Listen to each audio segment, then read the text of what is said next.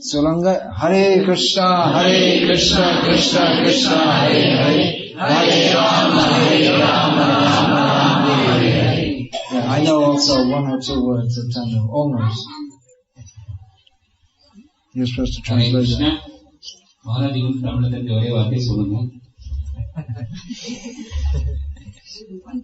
I could understand some of the words that Akinchan Krishna Prabhu was saying in his introduction.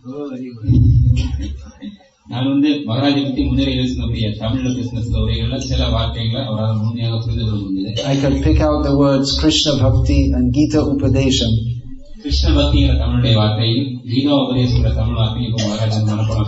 Of course, these are common Sanskrit words.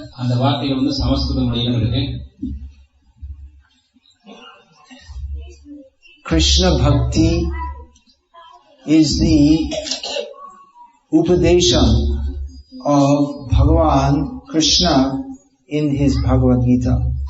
Krishna Bhakti Bhagavad Gita Krishna Upadesam.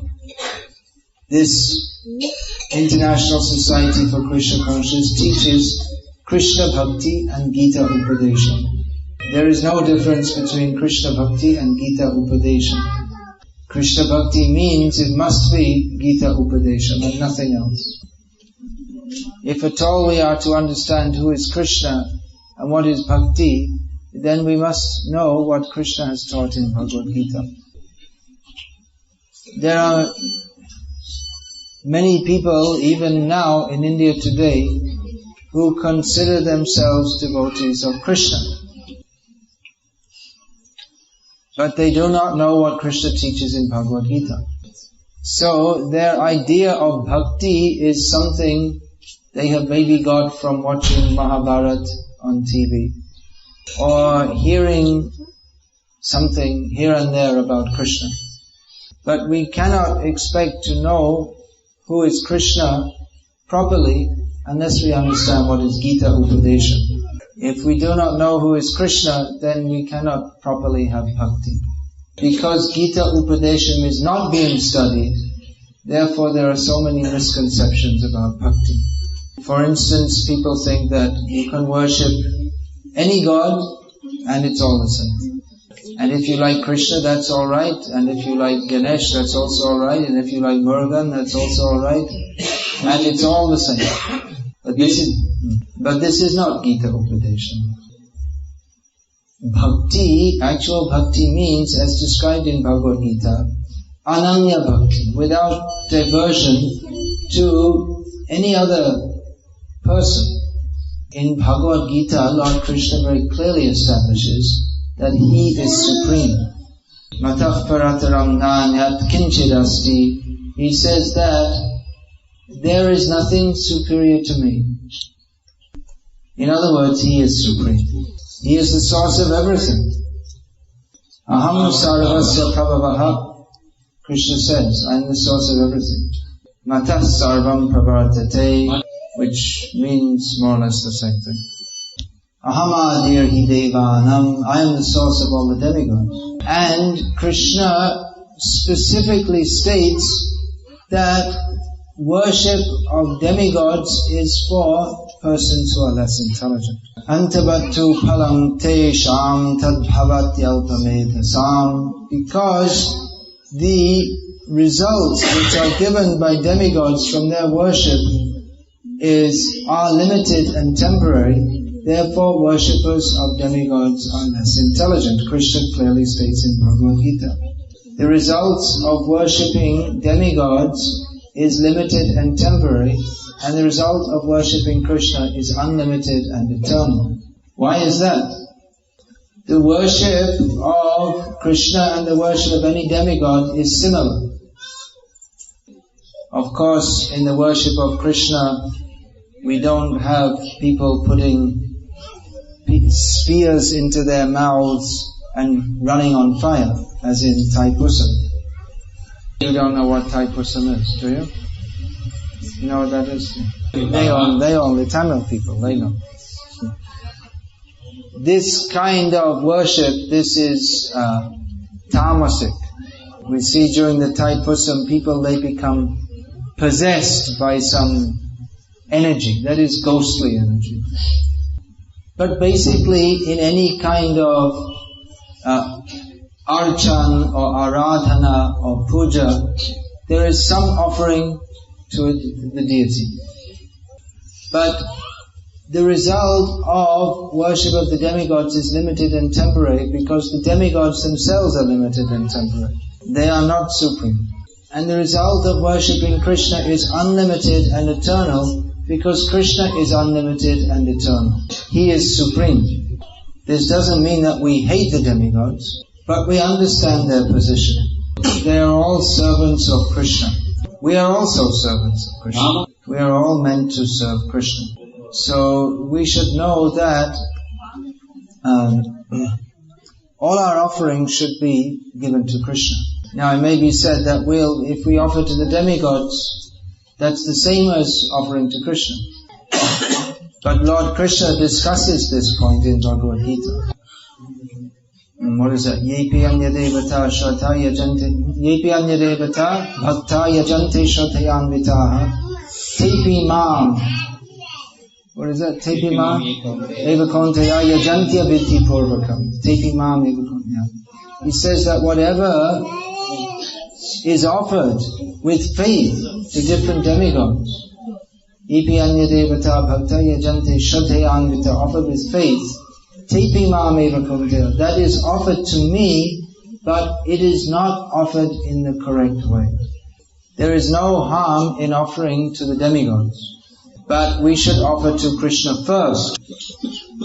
Everything should be offered to Krishna. Our very life, our very existence should be offered to Krishna. Lord Krishna requests this, or demands this in Bhagavad Gita. Sarvadhaman parityaja mam ekam sharanam vraja. You give up all other varieties of dharma and simply surrender to me. Now, in worshipping demigods, we offer something, but we don't offer everything, and we expect to get something more back from the demigod. But Krishna asks us to offer ourselves fully to Him. So we may ask that, well, if I offer everything to Krishna, what will be left for me?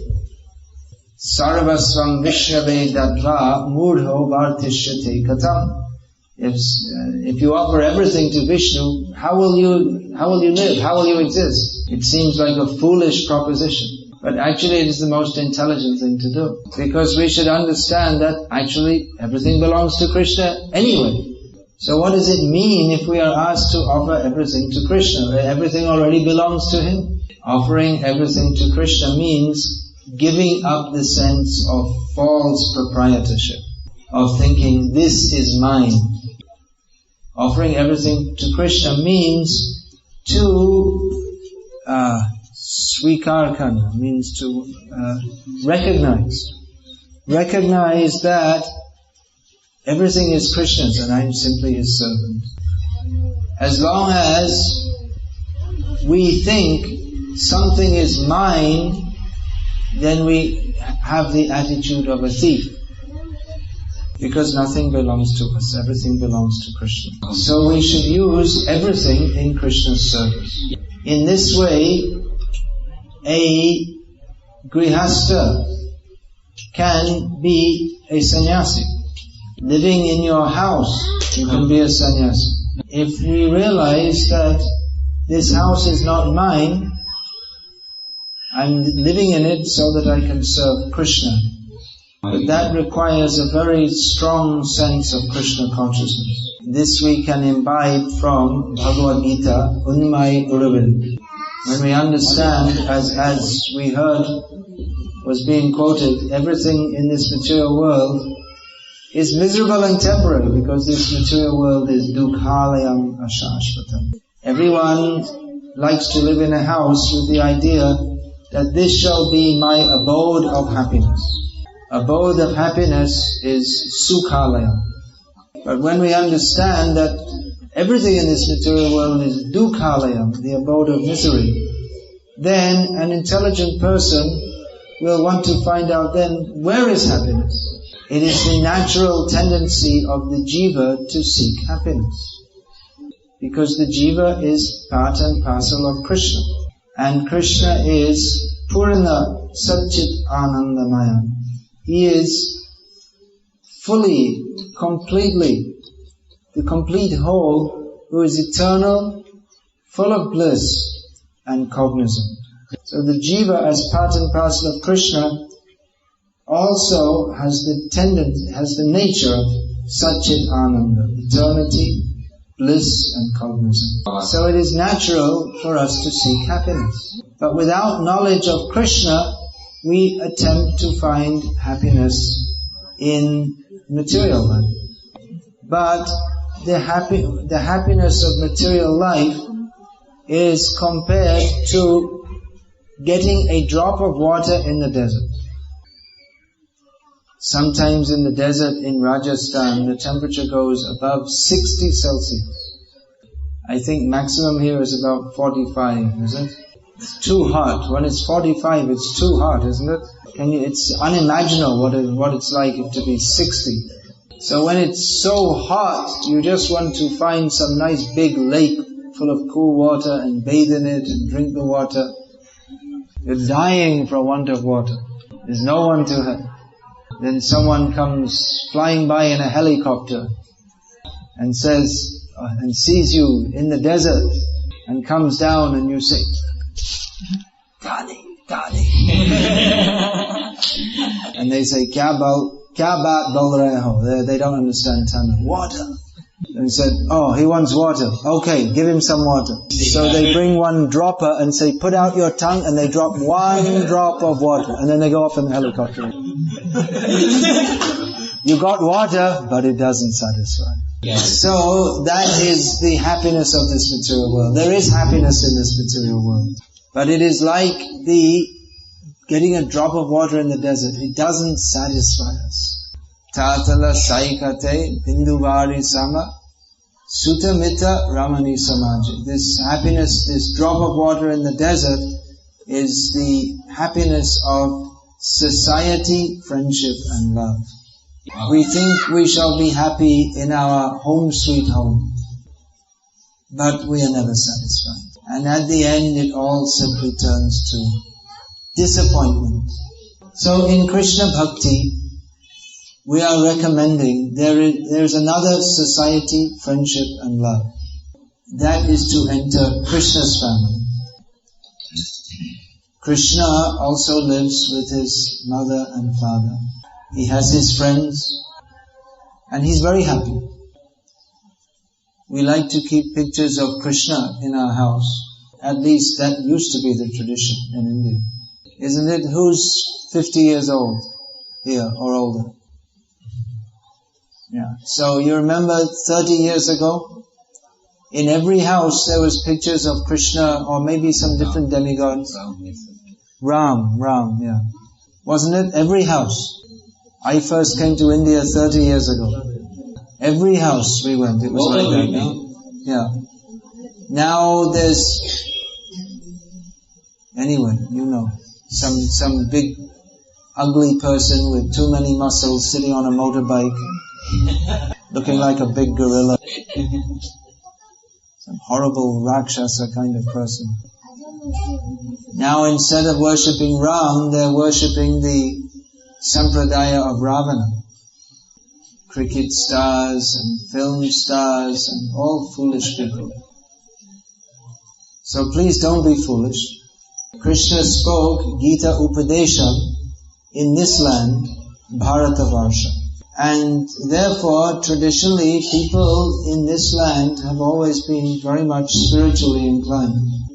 Just a short time ago, it was normal that more or less everyone was God conscious. Just a short time ago, it was normal that everyone was God conscious. It was a normal thing that people would discuss Ram Leela, Krishna Leela. It wasn't unusual for older people to just spend all their time doing bhakti. Still that feeling is there, that we can understand if you go to Tirupati. Then in this season you have to wait 4 days for a 4-second darshan. So still the feeling is there. But due to lack of guidance and very bad propaganda, people are going in the other direction. People will go up to Tirumala for darshan, then they'll come back to Tirupati and go to Saptagiri wine shop.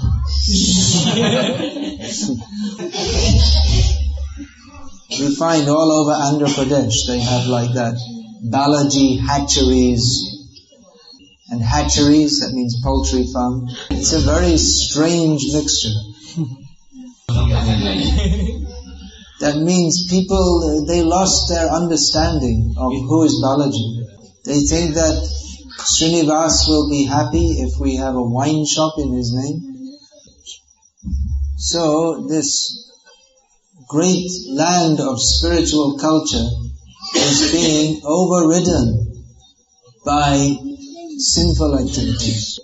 And even in the name of even the so-called Hindu gurus, they're mostly all just big rascals and cheaters. Just like in the next room I saw there's a little picture of this nonsense so-called guru, Ravi Shankar. If you understand what is Gita Upadesam, you can understand this man is simply a cheater. He's just promoting himself for personal popularity. He doesn't teach Bhagavad Gita as it is, to surrender to Krishna. Just he's got so many followers who praise him. But just see our Srila Prabhupada, he went all over the world and he inspired so many people to praise Krishna. A real guru never promotes himself, he only promotes Krishna. But nowadays people, they don't know what are the teachings of Shastra, and they're very easily victimized by people who are they're interested, their own self-interest, promoting themselves. So, this International Society for Krishna Consciousness is preaching Gita Upadesam. This is not some imaginary Gita Upadesam. Gita Upadesam means Gita Unnamai Uravil. Anything else is not Bhagavad Gita. Bhagavad Gita, as it is, means Sarvadhaman Parittaja Mamekam Sharanam Vraja. Anything else but this is not for the benefit of the jiva. If anyone is preaching anything but Bhagavad Gita as it is, his preaching is only cheating. It is not for the benefit of the jiva. So, following the direction of our most exalted Srila Prabhupada, we are trying to present Bhagavad Gita as it is. To teach who is actually Bhagavan. What is our actual self-interest. How we can actually be happy. Unless and until we accept that we are only meant for serving Krishna, we can never be happy. Whatever we do, we can never be happy unless we surrender to Krishna. You may become an MLA. There's such fierce competition in the political arena. It's very dangerous to become a politician. Very dangerous means someone may shoot you, but that's not the main danger. The main danger is that you commit so many sinful activities and you have to suffer so much in the next life. Just see, this man got elected by promising more eggs for the children. How the children are supposed to eat 2 eggs, little tiny babies. But that is sinful. People have voted for him and they all have to suffer more and more sinful reaction. And then they're wondering why there is tsunami. It's surprising why there's not more tsunamis with so many sinful. There was so much distress over the tsunami, but there's a much worse tsunami which is going on right now. That is this tsunami of westernization and materialism that is sweeping over India and completely destroying its real spiritual culture. But people are thinking, this is very nice. Even though they can see that in the Western way of life, no one is happy, still people are mad for it. This is a small town and still somewhat traditional. And you see people who go to Bangalore or Chennai, they become very modern, but they become full of anxiety and they have so many problems. But still they think, somehow or other they think it's better to be in a big city and be very sophisticated and have millions of problems than to live very simply in a small town or village. This is called insanity. So we're requesting, don't be crazy for this crazy way of life. The original spiritual culture is based on Bhagavad Gita as it is, Krishna Bhakti. If we follow that, we can be happy even within this miserable material world. Simply by hearing about and remembering the wonderful pastimes of the Supreme Lord, we can be happy even in this material world. So our life should be focused on this. Hearing about Krishna, chanting the names of Krishna, reading the instructions of Krishna, that is Gita Upadesam. And after studying Gita, we should also study Srimad Bhagavatam. And in this way, our lives can become actually successful in the true sense of the term. So we request you to please chant the holy names of Krishna and study Bhagavad Gita as it is, and associate with persons, with devotees, who have dedicated their lives for serving Krishna. In this way, live happily in this material world.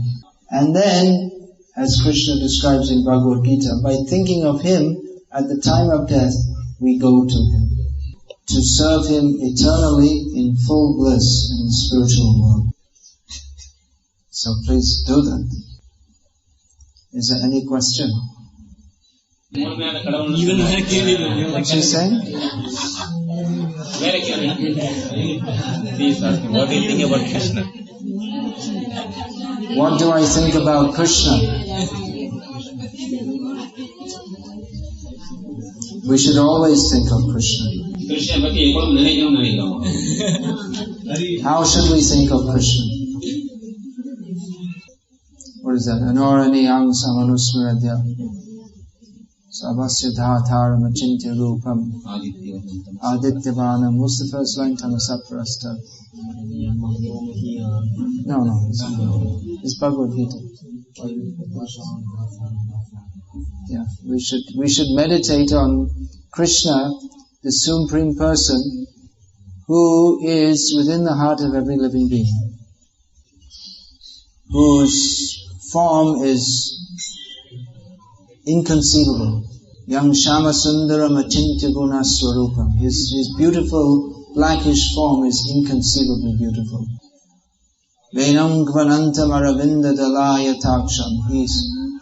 He is playing on his flute, and his eyes are just like beautiful lotus petals. Bahavatangsam. He has a peacock feather on decorating his head. Asitam Buddha Sundarangam.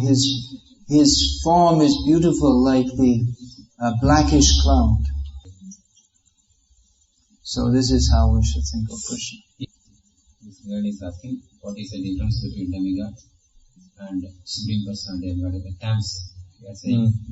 What's the difference between demigod? What's the terms you used in Tamil? We are using generally for God. That's misunderstanding. Well, in Bhagavad Gita, Lord Krishna is addressed as Param Brahma, Param Dhamma, Pavitram Paramam Bhavan. Here, show the verse. Let her read it out. Shall I find it? How to find it?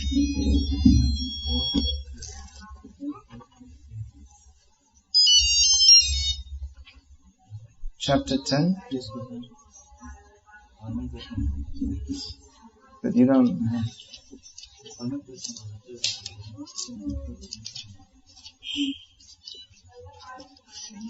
You got it? There you go. Alright. Can you read the Sanskrit? I'll read it. Yeah. So please read this out. Take the mic. Chapter 10, verse 12 and 13.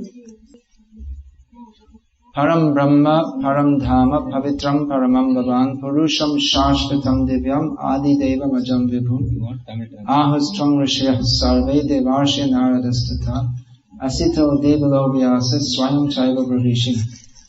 Just read it, show her the verse and ask her to read it out. Tamil translation.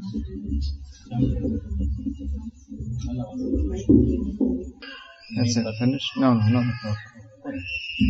Well, if you read the purport, you'll understand more clearly, but the point is that this description is for Krishna only, not for the different demigods. All the demigods are dependent upon Krishna. He is supremely independent. But But he engages them just like ministers in the government, in the universal governments, to give them some service to do. There is a story of one German scholar. He could understand that someone told him, if he was very interested to understand who is God. So someone told him, if you want to find God, you have to go to India. But when he came to India, he saw so many temples and he became confused. He came to the temple of Murugan and he understood that he's fighting. He could see he has his veil. And he came to the temple of Shiv Shankar and understood from the linga that he's engaged in the creation or injecting the living beings into the cosmos. He came to the temple of Devi and found everyone is asking her for material benedictions. So he went to so many temples and found that all the demigods are engaged in doing something. Then he came to the temple of Radha and Krishna and saw Krishna is standing or dancing, playing a flute, and with Radha, who is so beautiful. Then he understood, he is supreme. All the others have some work to do, but Krishna is simply enjoying.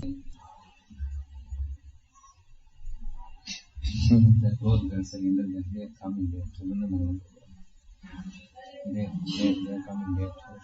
Acha. Another question? Can I ask with the mic?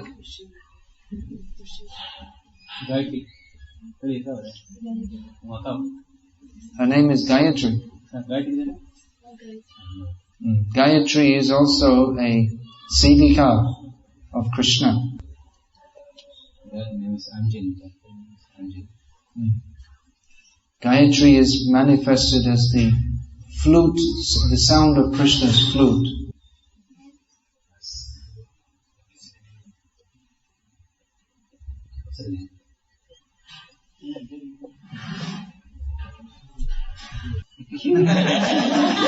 Why is Krishna dancing with the gopis?